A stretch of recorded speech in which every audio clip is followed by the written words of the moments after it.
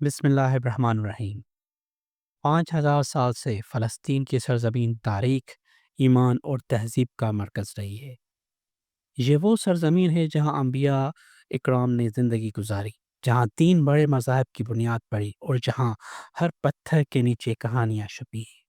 آج ہم جانتے ہیں فلسطین کی وہ کہانی جو دنیا کو کم ہی سنائی گئی۔ فلسطین کی تاریخ کنعانی قوم سے شروع ہوئی تھی۔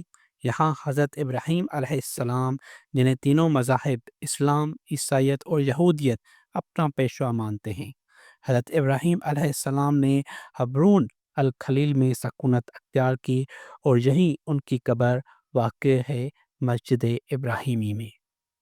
اسی سرزمین پر حضرت لوط علیہ السلام کی بستی صدوم واقع تھی۔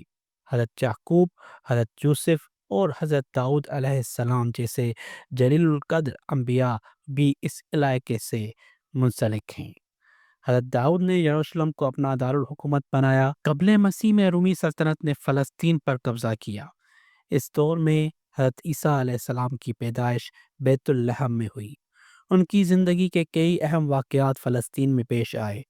یروشلم میں ان کی تبلیغ اور صلیب پر چڑھانے کا واقعہ، جو عیسائی عقیدے میں بنیادی حیثیت رکھتا ہے۔ بازنطینی دور میں بیت المقدس میں گرجاگھر بنائے گئے۔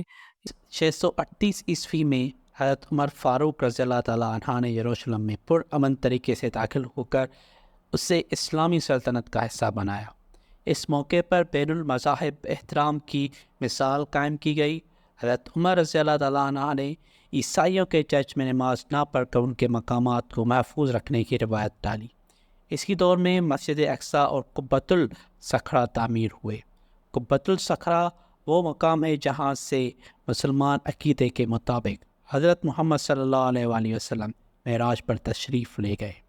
اس عظیم گنبد کو 691 عیسوی میں عبد المالک بن مروان نے تعمیر کرایا۔ 11ویں صدی میں صلیبی افواج نے بیت المقدس پر قبضہ کر کے قتل عام کیا۔ 1187 میں سلطان صلاح الدین ایوبی نے شہر کو دوبارہ آزاد کرایا اور تمام مذاہب کو امن کے ساتھ عبادت کی اجازت دی۔ مسجد اقصیٰ اور قبۃ الصخرہ کو دوبارہ آباد کیا گیا۔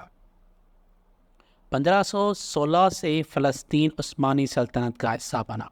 عثمانیوں نے مذہبی مقامات کی مرمت کی، شہر کی فصلیں دوبارہ تعمیر کی اور یروشلم کی حفاظت کو ترجیح دی۔ بیت المقدس میں موجود تمام مذاہب کے مقدس مقامات کی نگرانی عثمانی خلافت کرتی رہی۔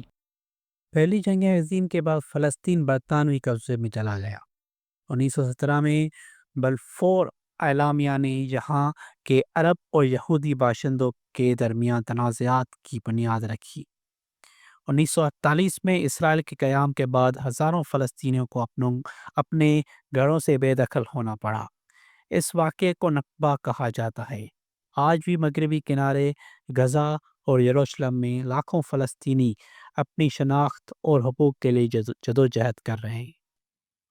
فلسطین میں آج بھی مسجد اقصیٰ، قبۃ الصخرہ، مسجد ابراہیمی اور بہت سے دوسرے مقدس مقامات دنیا بھر کے عقیدت مندوں کے لیے مرکز بنے ہوئے ہیں۔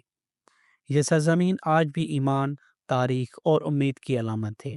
یہ ہے فلسطین کی 5000 سالہ کہانی، جو آپ نے کبھی اس طرح نہ سنی ہوگی۔ اگر آپ مزید اس طرح کی ویڈیوز دیکھنا اور سننا چاہتے ہیں تو ہمارے چینل کو لائک، سبسکرائب ضرور کیجیے گا۔